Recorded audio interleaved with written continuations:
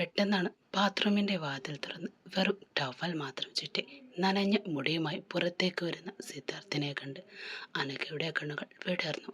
കുളിച്ചിറങ്ങിയ അവന്റെ വിരിഞ്ഞ നെഞ്ചിലൂടെ വെള്ളത്തുള്ളികൾ ഒലിച്ചിറങ്ങുന്നുണ്ടായിരുന്നു. ആ ദൃഢമായ ശരീരവും അവന്റെ സാമീപ്യവും അവളിൽ ഇതുവരെ അറിയാത്തൊരു വികാരമുണർത്തി. അവൾ അറിയാതെ തന്നെ മിഴികൾ താഴ്ത്തിപ്പോയി. എന്താണ്? അവൻ പുരുകം പൊക്കി കുസൃതിച്ചിരിയോടെ ചോദിച്ചു. അനഘ മറുപടിയൊന്നും പറയാതെ ഉമിനീരിറക്കി നിന്നു. അവളുടെ പരിഭ്രമവും ആ നോട്ടവും സിദ്ധാർത്ഥിന് നന്നായി ആസ്വദിക്കുന്നുണ്ടായിരുന്നു. അവൻ പെട്ടെന്ന് തന്നെ ഒരു മുണ്ടും ഷർട്ടും ധരിച്ച് അവളുടെ അടുത്തേക്ക് വന്നു. മണിയറയിൽ അലങ്കരിച്ചിരുന്ന മുല്ലപ്പൂക്കളിൽ നിന്നും ഒരു പൊടിയെടുത്ത് കയ്യിൽ ചുറ്റി അതിൻ്റെ ഗന്ധം ആവോളം ആസ്വദിച്ചുകൊണ്ട് അവൻ അവൾക്ക് അഭിമുഖമായി നിന്നു. ചന്ദനഗന്ധം മണക്കുന്ന അവളുടെ ശരീരം, അവളുടെ മൂക്കിൻ തമ്മിൽ ചെറിയ വിയർപ്പ് തുള്ളികൾ പൊടിഞ്ഞിരുന്നു. സിദ്ധാർത്ഥ് പതിയെ അവളുടെ അടുത്തേക്ക് നീങ്ങി. ആ സാമീപ്യത്തിൽ അനഘയുടെ ശ്വാസഗതി വേഗത്തിലായി. പേടിയുണ്ടോ? അവൻ അവളുടെ കാതോരം ചേർന്ന് മന്ത്രിച്ചു. അവളുടെ തോളിൽ അവൻ്റെ കൈകൾ അമർന്നപ്പോൾ അവൾ ഒന്നിൽ പിടഞ്ഞു. അവൻ അവളുടെ താടിക്ക് പിടിച്ച് മുഖമുയർത്തി. പ്രണയവും ആവേശം നിറഞ്ഞ സിദ്ധാർത്ഥിൻ്റെ കണ്ണുകളിലേക്ക് നോക്കാൻ അവൾക്ക് കരുത്തുണ്ടായിരുന്നില്ല. അവൻ പതിയെ അവളുടെ നെറ്റിയിൽ ചുംബിച്ചു. ആ ചുംബനം പതിയെ അവളുടെ കവിളുകളിലേക്കും അധരങ്ങളിലേക്കും പടർന്നു. അനഘയുടെ പരിഭ്രമങ്ങൾ പതിയെ അവൻ്റെ പ്രണയത്തിന് വഴിമാറുകയായിരുന്നു. സിദ്ധാർത്ഥിൻ്റെ കരുത്തുറ്റ കൈകൾ അവളെ തന്നിലേക്ക് ഒന്നും കൂടി ചേർത്ത് നിർന്നു.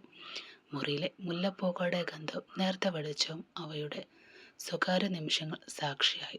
ലോകം മറന്ന് പരസ്പരം തിരിച്ചറിഞ്ഞ് അവർ ആ രാത്രിയുടെ ലഹരിയിലേക്ക് അലിഞ്ഞു ചേർന്നു.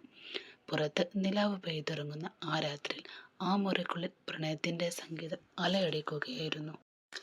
പേടിയോടെയും പരിഭ്രമത്തോടെയും വൈദേഹി തൻ്റെ വലത് കാൽ വെച്ച് ആ മുറിയിലേക്ക് വീണ്ടും കടന്നു. പക്ഷെ അവിടെ അവളെ സ്വീകരിച്ചത് രുദ്രൻ്റെ ഫോണിൽ നിന്നും ഒഴുകിയെത്തിയ ആ പഴയ പ്രണയഗാനമാണ്. ആ പാട്ടിൻ്റെ ഈണത്തിന് വന്നോണം രുദ്രൻ്റെ ചുണ്ടുകൾ മന്ത്രിക്കുന്നുണ്ടായിരുന്നു. മുറിയിൽ താൻ ഒറ്റക്കാണെന്ന് കരുതി വന്ന് വൈദേഹി രുദ്രൻ്റെ സാമീപ്യം അറിഞ്ഞതും കയ്യിലിരുന്ന പാൽ ഗ്ലാസ് ഒന്ന് തുളുമ്പിപ്പോയി. പുറം തിരിഞ്ഞു നിന്നിരുന്ന രുദ്രൻ താൻ വന്നത് അറിഞ്ഞില്ലെന്ന് കരുതി അവിടെ നിന്നും ഓടിയാലോ എന്നവൾ ഒരു നിമിഷം ആലോചിച്ചു പോയി. പെട്ടെന്നാണ് രുദ്രൻ തിരിഞ്ഞത്. ആ നിമിഷം അവൻ്റെ കണ്ണുകൾ അവളിൽ തറഞ്ഞു നിന്നു. വധുവായ അവളുടെ ആവശ്യത കണ്ട് അവനാകെ ഒന്ന് ഉലഞ്ഞുപോയി. വെറുക്കുന്ന കൈകളോടെ നിൽക്കുന്ന വൈദേഹിയെ നോക്കി അവൻ ചെറുപുഞ്ചിരിയോടെ പറഞ്ഞു. ടീച്ചറാണത്രേ, ടീച്ചർ. കണ്ടില്ലേ പെണ്ണിൻ്റെ കൈ വിറക്കുന്നത്? വൈദേഹി അവനൊന്ന് കൂർപ്പിച്ചു നോക്കിയെങ്കിലും ഉള്ളിലെ പരിഭ്രമം മാറിയിരുന്നില്ല. രുദ്രൻ മെല്ലെ അവളുടെ അരികിലെത്തി കൈകളിൽ നിന്നും ആ ഗ്ലാസ് വാങ്ങി. ഇനിയും ഇത് നിന്റെ കയ്യിലിരുന്നാൽ നമുക്ക് കുടിക്കാൻ ഒരു തുള്ളി പോലും ബാക്കിയുണ്ടാവില്ല, അവൻ കുസൃതിയോടെ പറഞ്ഞു. അവൻ ആ ഗ്ലാസ്സിലേക്ക് പാൽ പകുതി കുടിച്ച ശേഷം അവൾക്ക് നേരെ നീട്ടി. വെറുക്കുന്ന കൈകളോടെ അവൾ അത് വാങ്ങി കുടിച്ചു. ഗ്ലാസ് മേശപ്പുറത്ത് വെച്ച് അവൾ തിരിയാനാഞ്ഞതും രുദ്രൻ തൻ്റെ കരുത്തുറ്റ കൈകൾ അവളെ പിന്നിൽ നിന്നും പൊതിഞ്ഞു. ആ ആലിംഗനത്തിൽ വൈദേഹി ഒന്ന് വിറച്ചുപോയി. രുദ്രേട്ടാ, അവളുടെ സ്വരം പരിഭ്രമത്താൽ നേർത്തുപോയി. രുദ്രൻ അവളെ തനിക്ക് നേരെ തിരിച്ചു നിർത്തി. അവളുടെ കണ്ണുകൾ പ്രണയവും ഭയവും ഇടകലർന്ന് തിളക്കമുണ്ടായിരുന്നു. അവൻ അവളുടെ മുഖത്തേക്ക് ഉറ്റുനോക്കി. പിന്നീട് അവളുടെ കവിളിലെ ചെറിയ നുണക്കുഴിയിൽ അവൻ്റെ പല്ലുകൾ പതിയെ അമർന്നു. വൈദേഹി ഒന്ന് പിടഞ്ഞു. ആ തണുത്ത രാത്രിയിൽ അവളുടെ കയ്യിലെ നീല ഞെരുപ്പുകൾ അവൻ പതിയെ കടിച്ചു. ഒരു ചെറിയ കുറുകലോടെ അവൾ അവനിലേക്ക് ഒട്ടി നിന്നു. ആ മുറിയിലെ വെളിച്ചം പതിയെ മങ്ങാൻ തുടങ്ങി. പുറത്ത് കാറ്റ് മരച്ചില്ലലെ തഴുകി കടന്നു പോകുമ്പോൾ ഉള്ളിലെ രുദ്രൻ്റെയും വൈദേഹിയുടെയും ശ്വാസതാളം ഒന്നായി. വാശിയും കുസൃതിയും നിറഞ്ഞ ആ തുഴകം പതിയെ പ്രണയത്തിൻ്റെ ആഴങ്ങളിലേക്ക് വഴിമാറി.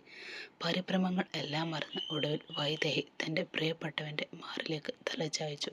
ആ രാത്രി അവർക്കായി മാത്രം നീക്കിവെച്ച ഒന്നായി മാറി. കാലത്തിൻ്റെ പ്രവാഹത്തിൽ 9 മാസങ്ങൾ കൊഴിഞ്ഞു പോയിരിക്കുന്നു. മാറ്റങ്ങൾ പലതായിരുന്നുവെങ്കിലും സ്നേഹത്തിൻ്റെ ആഴം കൂടുകയല്ലാതെ കുറഞ്ഞിരുന്നില്ല അവരുടെ ജീവിതത്തിൽ. തൻ്റെ ആട്ടുകെട്ടിൽ അനഘയെ നെഞ്ചോട് ചേർത്തിരുന്ന് അവളുടെ ഉന്തിയ വേറിൽ തലോടിക്കൊണ്ട് സിദ്ധാർത്ഥ് തൻ്റെ കുഞ്ഞു വാവയോട് കുശലം പറയുകയാണവൻ. പെട്ടെന്നാണ് സിദ്ധാർത്ഥിൻ്റെ ഫോണിലേക്ക് രുദ്രൻ്റെ വിളി എത്തിയത്.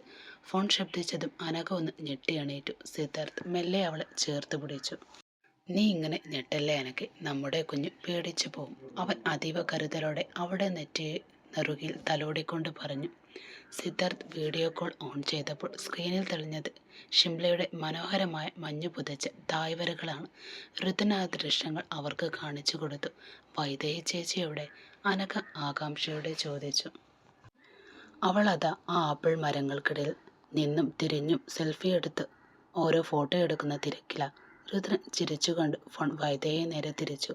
എത്രാം തീയതിയാണ് ഡേറ്റ് പറഞ്ഞിരിക്കുന്നത്? രുദ്രൻ അവരോടായി ആകാംക്ഷയോടെ ചോദിച്ചു.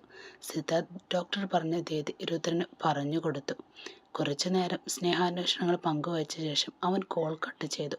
ഫോൺ വെച്ച ശേഷം അനഘ തൻ്റെ വയറിൽ മെല്ലെ തലോടിക്കൊണ്ട് സിദ്ധാർത്ഥിനോടായി പരിഭവിച്ചുകൊണ്ട് പറഞ്ഞു. അമ്മയുടെ കുഞ്ഞുവാവ വന്നില്ലായിരുന്നെങ്കിൽ അമ്മയ്ക്കും ഇതുപോലെ എവിടെയെങ്കിലും പോകാമായിരുന്നു അച്ഛൻ്റെ കൂടെ. അത് കേട്ടതും സിദ്ധാർത്ഥ് അവളെ ഒന്ന് കൂർപ്പിച്ചു നോക്കി. അവളുടെ പരിഭവം മാറ്റാനെന്നോണം അവൻ അവളുടെ കവളിൽ പ്രണയപൂർവ്വം ഒന്ന് മുത്തം നൽകി. അതിനല്ലടി, ഇവനൊന്ന് പുറത്തു വരട്ടെ, എന്നിട്ട് നമുക്ക് ഒരുമിച്ച് പോകാമല്ലോ. അവൻ അവളുടെ വയറിൽ ഒരു മുത്തം കൂടി നൽകിക്കൊണ്ട് പറഞ്ഞു. പിന്നീട് അങ്ങോട്ടുള്ള കാലം അവർക്ക് വസന്തകാലമാണ്. രുദ്രനും വൈദേഹിയും തങ്ങളുടെ ഹണിമൂൺ യാത്രകൾ പ്രണയം ആസ്വദിച്ചു നിന്നു. സിദ്ധാർത്ഥിൻ്റെയും അനഘയുടെയും ജീവിതത്തിലേക്ക് ആ പൊന്നോമനെ എത്തി. അച്ഛനെ പോലെ തന്നെ കുറുമ്പിയായ അവൾക്ക് വൃതിക സിദ്ധാർത്ഥ് എന്നവർ പേരിട്ടു.